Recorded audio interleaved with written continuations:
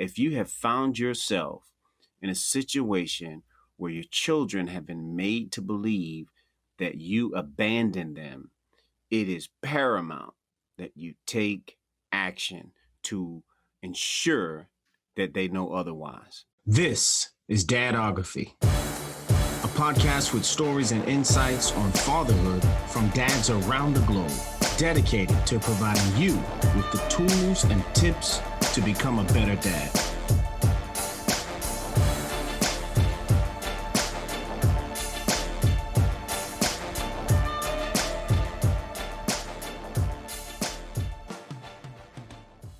Welcome to the Dadography podcast. Yes, you are hearing a different voice today. I am your co-host, Vic Brown. Our main host, Coray Ward, is taking a short break, but he will be back behind the mic sooner than later. In the meantime and in between time, we are going to do something a little bit different today.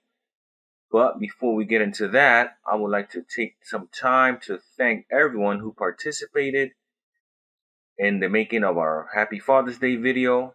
All of the wives, partners, mothers, daughters, and sons who one way or another made it special for dads on this day. Thank you from the Dadography podcast. One of the things I was really moved by was how eager and moved they were by the idea when we approached them.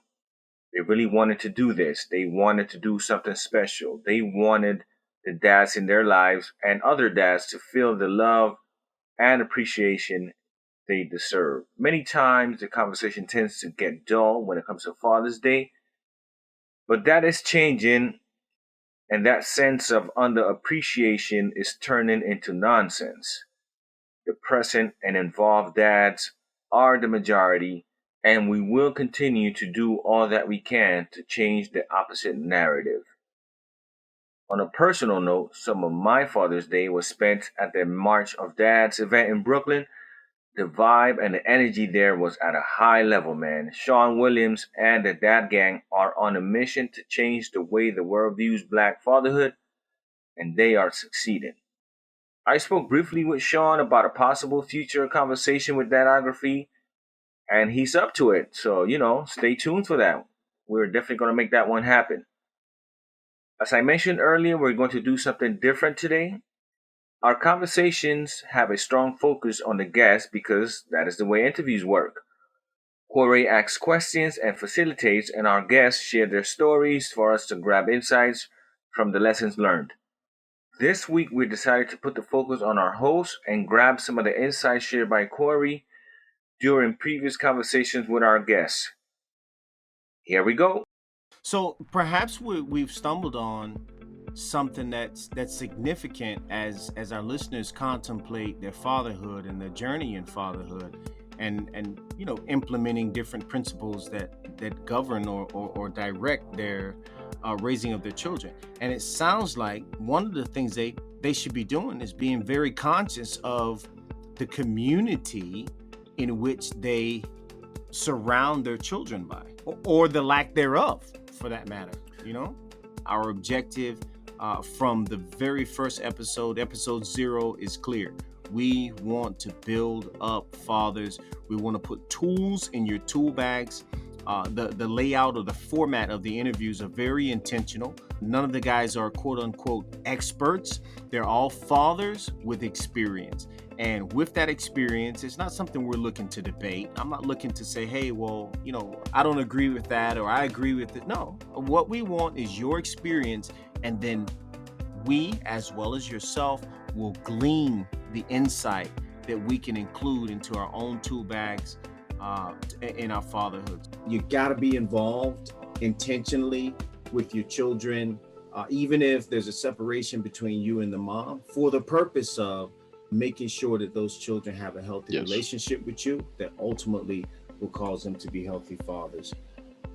My grandfather, Niall, was an awesome experience. He was the traditional, non-affectionate type father.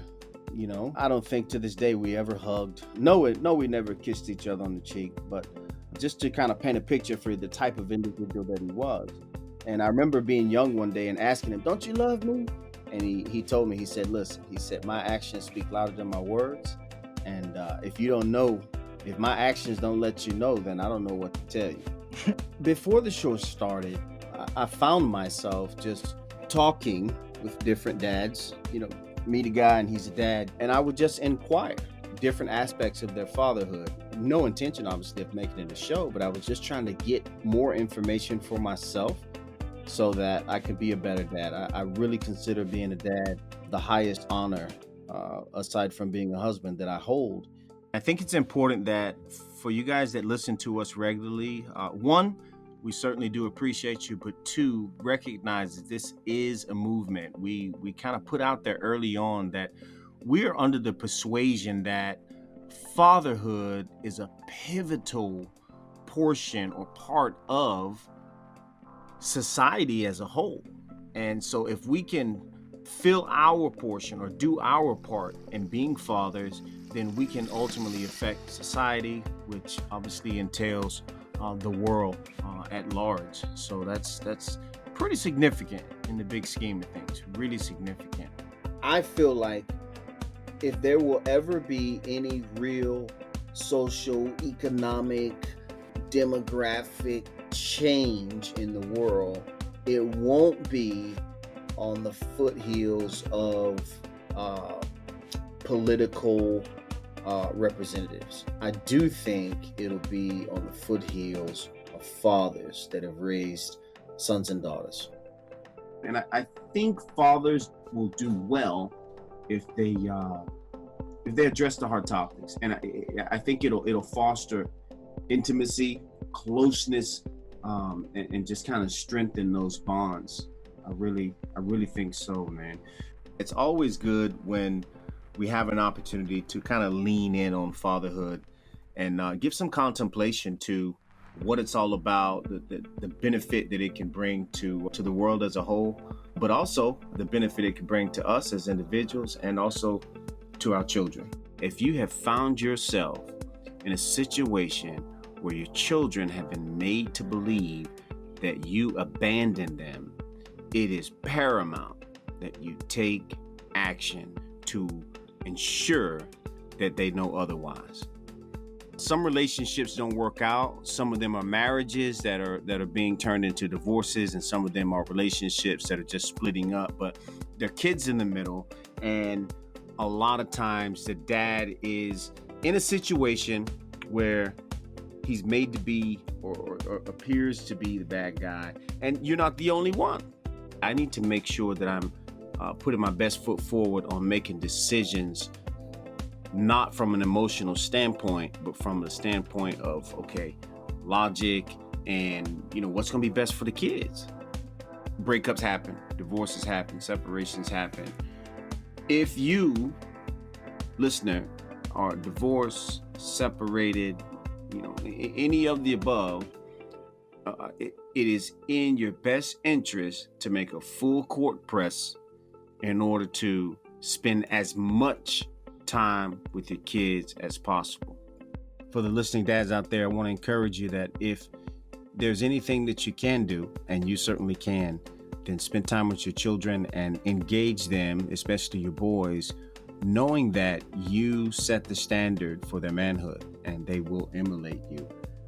I think in some of the previous conversations that I've had with some of the dads, we've talked about how pivotal self-esteem is when it's generated from knowing that, I'm a part of this family. I come from this lineage, or my family is this. It does something to a person from the inside out. Very strong pillars of who they are. When people reach this elite level, usually they've stumbled up on it or discovered it when they were really young. And to have a parent that's behind them is a whole nother scenario, because it's one thing to have your passion and it's another thing to have your passion and to have a support group for that passion to help you push it along.